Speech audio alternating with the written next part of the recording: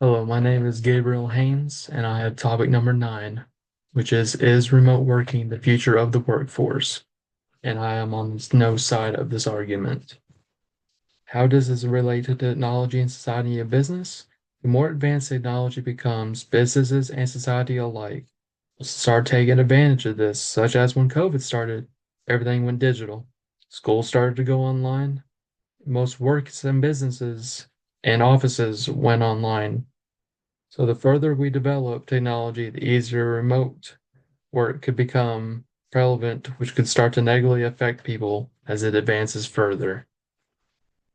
I am on the no side of remote work being the future of the workforce because I think as we move forward with remote working, people might not be able to stay connected like they could if they went to a job site or an office.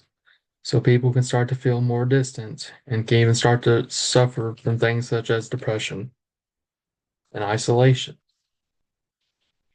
Some examples I have for you today is when COVID started, people started to work from home or wherever they wanted to because of the remote work. So the virus didn't spread faster than it already was if they were still working at the office. However, when this did occur, people started to feel more isolated and even lonely during this time, and that fed into some depression for some people. Another example is ongoing remote work struggles. People still to this day might feel isolated and might suffer from burnout. This can cause health issues and even mental issues if they are not addressed, and cause harm to those people that have to work from a remote source that aren't connected to anyone outside of work. My number one issue with this today is isolation and depression. People can start to feel isolated and depressed if they work too long from home. According to USA Today, 34% of remote workers agree that they feel isolated from their team at work, which cause issues for them if they're away from people altogether for too long. The farther we push with remote working, this number could grow and people might find themselves to feeling depressed, which is currently at 11% of remote workers that I could agree with.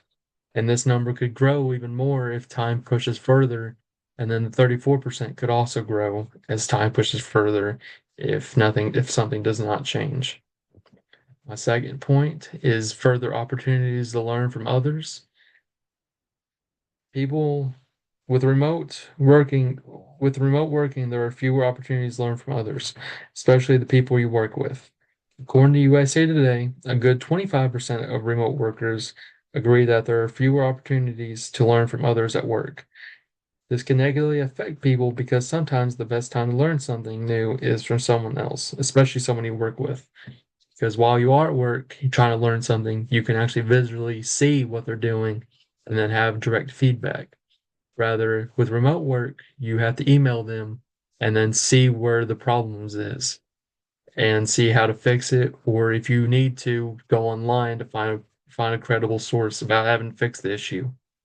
So, in my opinion, I do believe it is better to be on the work site so you can ask questions and visually see what's the problem, what you're doing, if there is a problem. My number third topic for this is problems with unplugging from work when working from home. While working from home, some people might have a problem with knowing when to take a break from working and even enjoying their life. According to USA Today, 22% of remote workers agree that they have difficulty unplugging from work when working from home. They could be stressed about work and stressed about completing the work in a timely manner, which can cause health problems and mental problems in their relationships and personal life. And if this isn't addressed, then it can snowball into something way bigger. My number four issue with this is possible poor Wi-Fi connection.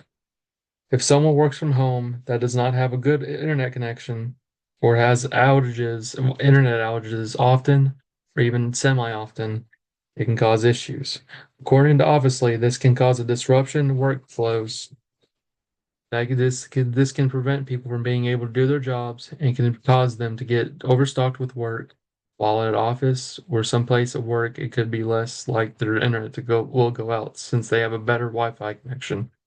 So people at those jobs can do their jobs more efficiently than those that are doing remote work, since people, the internet provided at office is stronger than the ones that are provided at home.